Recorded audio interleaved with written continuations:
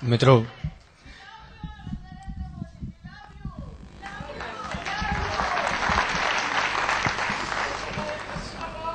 एक आखो कार्यक्रम मोसाळमां भावक पक्षे पण राखी शकाय એટલું સમૃદ્ધ ઓડિયન્સ છે આ. સાહેબ, એકવાર આ લોકોને સાંભળવાનો કાર્યક્રમ રાખીશું આપણે. મિત્રો, વિશેષ કાંઈ નહીં કહેતા, મહામહિમ માનનીય ઉપરાષ્ટ્રપતિ શ્રી ભૈરવસિંહજી શેખાવતને એમનો આનંદ વ્યક્ત કરવા માટે વિનંતી કરું છું. માનનીય ઉપરાષ્ટ્રપતિ શ્રી ભૈરવસિંહજી શેખાવત.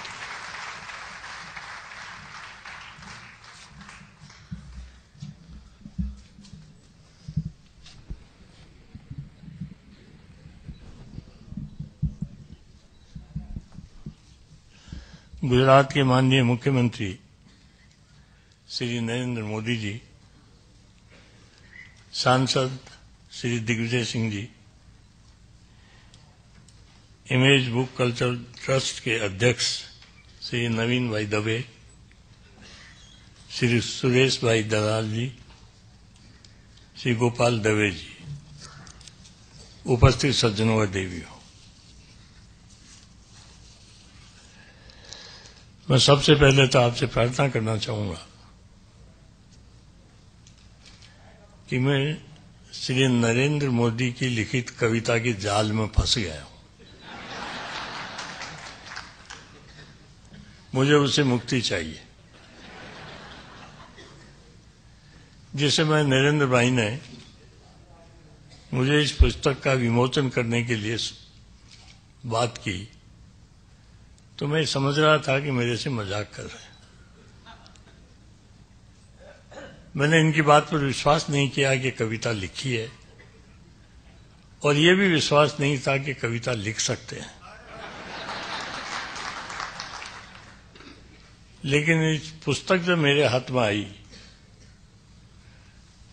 तो उसको पढ़ने के लिए और समझने के लिए कई बार प्रयत्न किया, लेकिन नरेंद्र भाई से मैं क्षमा चाहता हूं और आप लोगों से भी कि मैं उसको उस समय नहीं समझ पाया.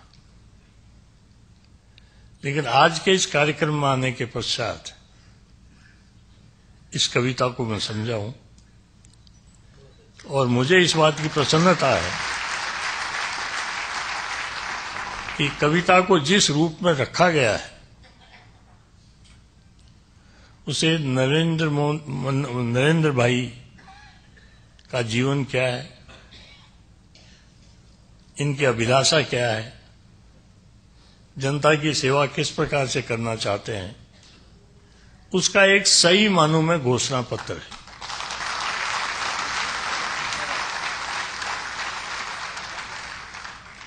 इस घोषणा पत्र को कविता के रूप में मैं पढ़ता रहता तो समझ में नहीं आता, लेकिन आज जिस प्रकार से कविता को सुनाया गया, उन कलाकारों को मैं धन्यवाद देना चाहता हूं कि अगर वो नहीं होते और ये पुस्तक का विमोचन करके मैं चला जाता तो मेरे मन में कोई राजनीतिक इस प्रकार की रचना कर सकता है, इसका कभी विश्वास पैदा नहीं होता. अगर राजनीतिज्ञ भी मोदी जी जैसा,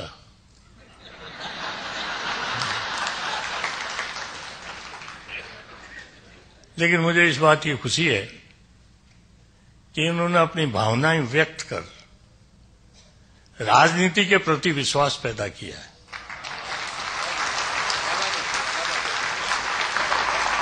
कोई ये नहीं समझ ले कि राजनीतिक क्षेत्र में आने वाले व्यक्ति केवल राजनीति के अतिरिक्त और कुछ नहीं जानते, राजनीति के अतिरिक्त और कुछ नहीं समझते, और राजनीतिक भाषा के अतिरिक्त अन्य भाषाओं में अपना मंतव्य जनता के सामने नहीं रख सकते.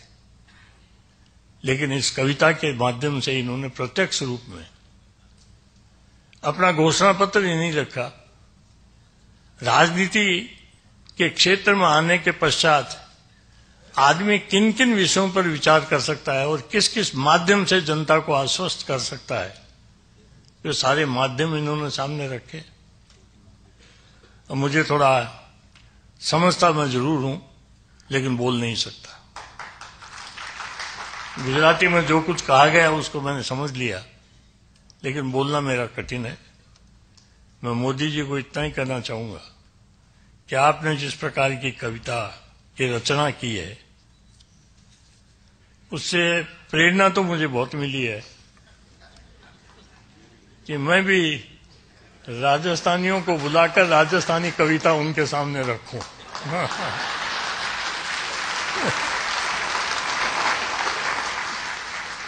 लिख सकता हूं कविता, और लिखने के बाद में मैं चाहूंगा कि ऐसा मौका मुझे भी मिले कि पुस्तक मैं लिखूं और विमोचन उसका आप करें।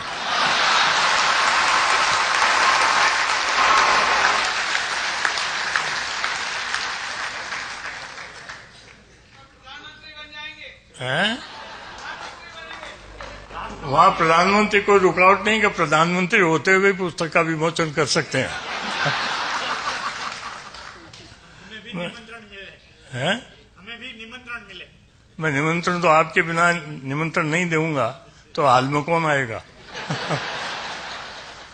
मुझे इस बात की खुशी है कि आज इस कविता में जो कोमलता है, मन की कोमलता, वह काफी दृष्टिगोचर होती है। मुझे क्षमा करेंगे मोदी जी, इनके स्वभाव को देखकर मैं इतनी कोमलता इनसे अपेक्षा नहीं करता था।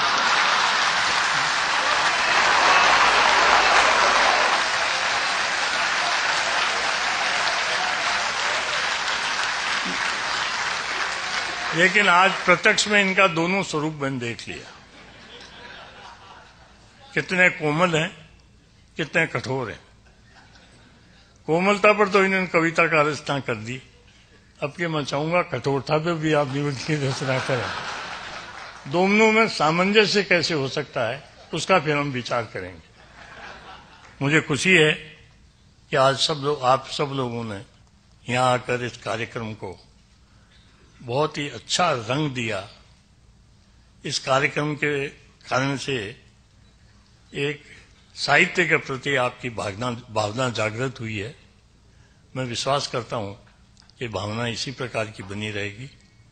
मुझे क्षमा करेंगे, मैं इस पर ज्यादा कुछ कहने की स्थिति में अभी नहीं हूं, वरना मैं भी बहुत कुछ कह सकता था, लेकिन मैं कविता तो नहीं, मतलब कविता मेरे से अभी सुनकर आप ये कहोगे मोदी जी की कविता अच्छी थी, मेरी खराब है, मैं परीक्षा में नहीं बैठना चाहता। ये मोदी जी को मैं मौका नहीं दूंगा, लेकिन कभी दे दूंगा। इन्हीं शब्दों के साथ आपके प्रति आभार प्रकट करता हूं, मोदी जी के प्रति बहुत आभार प्रकट करता हूं। मुझे वास्तव में संदेह था ये कविता नहीं लिख सकते, इसलिए मैंने कहा कि मजाक करने के लिए आज मैं ही मिला क्या, कहने आपको आना पड़ेगा, मैं आ तो जाऊंगा। लेकिन जब पुस्तक मिली तब मैंने इसको पढ़ना शुरू किया। अब गुजराती में पूरा नहीं समझ सकता था, इसका हिंदी अनुवाद कराया, लेकिन अनुवाद में वो स्वाद नहीं आया जो गुजराती में स्वाद था।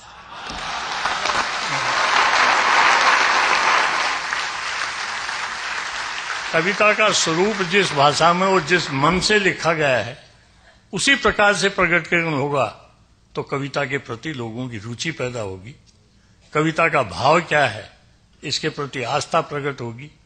कविता किन स्थितियों में लिखी गई है उसकी पूर्ण जानकारी होगी, और लिखने वाले का मन क्या है वो मन बिल्कुल स्पष्ट रूप से प्रकट होकर सामने आ जाएगा। मोदी जी, आज आपने अपना मन प्रकट कर दिया, इसके लिए मैं धन्यवाद देना चाहता हूं, और आप लोगों को भी धन्यवाद देना चाहता हूं कि आपने सबने जिस रूप में इस कविता को सुना है, उसको समझा है, और समझकर जिस प्रकार का आपने प्रतिक्रिया व्यक्त की है, मैं उसके लिए आप सबको धन्यवाद देता हूं। बहुत बहुत धन्यवाद।